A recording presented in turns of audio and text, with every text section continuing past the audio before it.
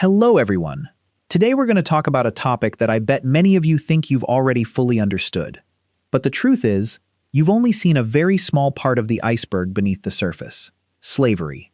Mention these two words, and your brain automatically projects black and white footage: iron chains, leather whips, those ships packed with black people crossing the Atlantic Ocean, right? You've been fooled by Hollywood films and oversimplified textbooks. Because slavery doesn't have just one face. Just like COVID-19 doesn't have just one variant like Delta or Omicron. And chains also come in countless shapes and forms. There are invisible chains that are 1,000 times more terrifying than iron and steel.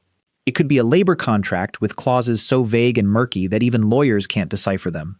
It could be a mountain of compounding debt, a vortex that traps your entire family for generation after generation. Or it could simply be a passport confiscated the moment you set foot in a new country, with dreams of a better life. Today, I'm going to take you through 5 different forms of slavery throughout human history. But we won't stop at just telling stories. We'll dissect, analyze, and most importantly, connect it to what's happening in our own country, right at this very moment. Trust me, by the end of this video, you'll look at your modern life with completely different eyes. The first form, and also the most ancient: classical slavery. In the glorious worlds of Greece and Rome, they called slaves by a chillingly cold name: speaking tools. Sounds like something out of a sci-fi movie, doesn't it? But it's far more terrifying because it was real. Imagine a tablet that can breathe, can feel pain, can cry, but has absolutely no rights whatsoever. No human rights, no official name or identity, no future, and no hope either. They were bought and sold like livestock at markets, beaten at will, torn from their families with just a nod from their master. From mining deep underground, rowing ships across vast seas, to babysitting their master's children, they did everything without refusal. Sounds like a dark fairy tale that disappeared long ago, right? But did you know that in Mauritania, a country in West Africa, slavery wasn't even illegal until 2007? Not 1807, not 1907, but 2007, just 19 years ago. And before that, at one point, 20% of that country's population, meaning 1 in every 5 people, was in chains. Classical slavery never died, my friends. It just migrated to places where nobody pays attention and nobody cares, so it could continue to exist. The second form, slightly more sophisticated: serfdom during the Middle Ages. Picture this: you're not in chains, but you also can't go anywhere because feudal laws bind you to that piece of land. You're not sold individually like a product. But if your lord sells the land you're farming, you'll be sold along with it like a combo deal on modern e-commerce platforms. That was the fate of European serfs in the Middle Ages, a class that was half free, half slave. They were tied to the land as if they were part of the tree itself, unable to uproot themselves and go elsewhere in search of a better life. Not allowed to leave without their lord's permission, and of course that permission was almost never granted. They had to work on their master's fields, 3 to 4 days a week, completely unpaid, without a single word of thanks or gratitude. All the produce they grew was confiscated. They were only allowed to keep enough to avoid starving through the harsh winter. No chains on their wrists, but no freedom in their souls and aspirations either. Not locked in a cell, but unable to go anywhere to seek better opportunities. Not beaten daily, but unable to grow wealthy no matter how hard they toiled their entire lives. And don't you see the terrifying similarity with the fate of billions of laborers throughout history and even today? This form of slavery lasted, incredibly, until the mid-19th century in Russia. Sound familiar? Think about undocumented migrant workers today. Those hired without contracts, without insurance, without any rights at all. You'll see the shadow of medieval serfs right before your very eyes. The third form, and also the darkest and most brutal among all forms of slavery: sexual slavery. This is the form where women and girls are treated as spoils of war, kidnapped and forced to serve the base desires of others. You might think this only exists in historical dramas about the Qing dynasty's imperial harem or episodes about the mighty Ottoman Empire. Let me tell you the true story of Liu Mnemosyne, a Chinese woman captured by the Japanese military when she was just 15 years old. Every day, she was raped by 5 to 6 soldiers, and at night she was taken to the commander's private quarters to continue the abuse. She recounted in her painful memoirs, "The torture infected my genitals, and my whole body swelled up as if burned. The lower part of my body was in so much agony that I couldn't sit, couldn't stand. I could only lie on my side and weep in despair. Another victim, Chen Yabian, had 8 miscarriages out of 9 pregnancies during her time imprisoned in the brothel. An estimated 400,000 women and girls across Asia were forced into Japanese military brothels during World War II. They were captured right in front of their mothers, raped even when they were unconscious from illness and starvation.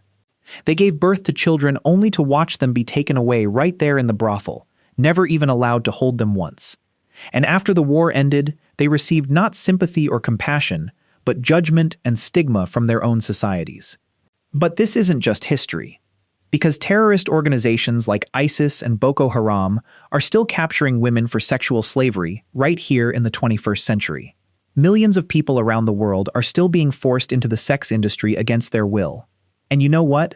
This could be happening right in the city you're living in, just a few blocks from your house.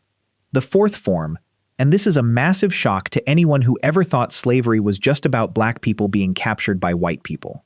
It's white slavery, and this story goes in the complete opposite direction of what you might imagine.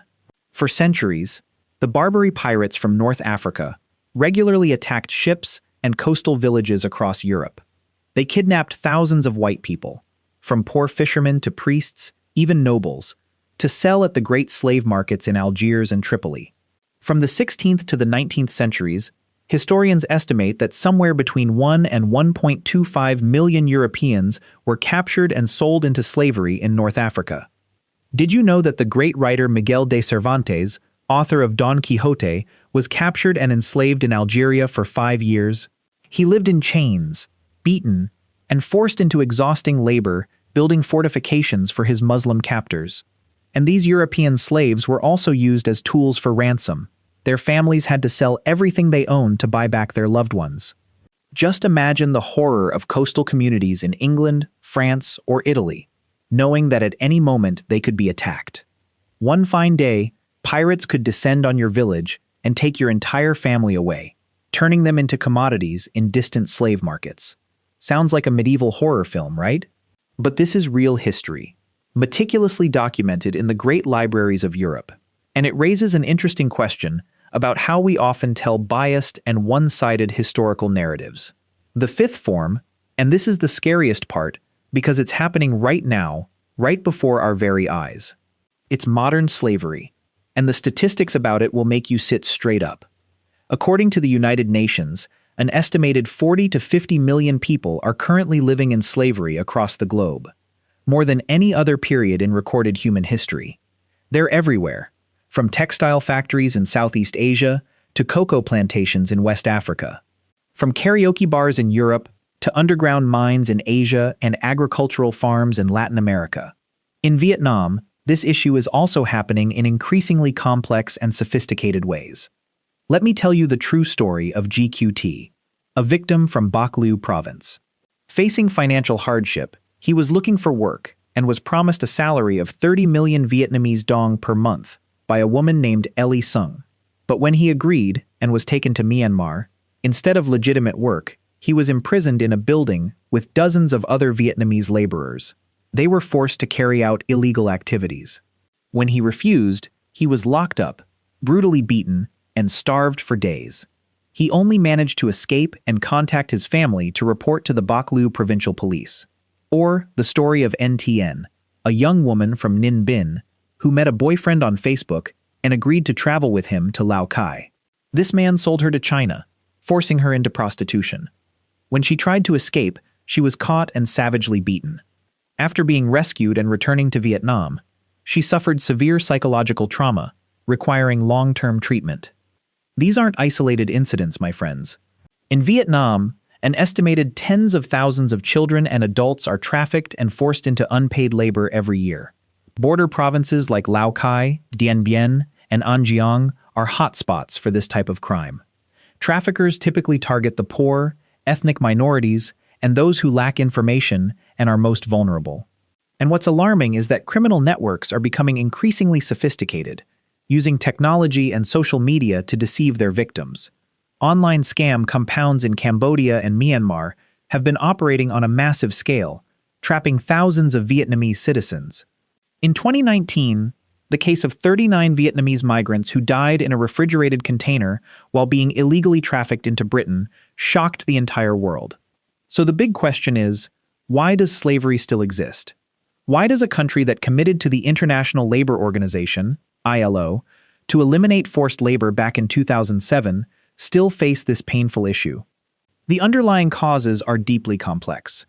First is economic inequality and poverty. When someone is desperately seeking work to feed their family, they become easy targets for promises of easy work, high pay. Second is migration and conflict. Humanitarian crises, climate change, and political instability fuel migration flows, creating opportunities for traffickers. And third, and perhaps the most crucial factor, is the lack of effective protection mechanisms and law enforcement. Many victims fear retaliation, fear deportation, or simply don't trust the justice system, so they don't dare to speak up. Today, traffickers are exploiting AI and deepfake technology to create incredibly convincing fake job advertisements. They're also using social media to monitor, groom, and extort their victims. 5 forms of slavery. 5 ways of exploiting human beings. 5 types of chains. But they all share one thing in common. People are stripped of their right to control their own lives.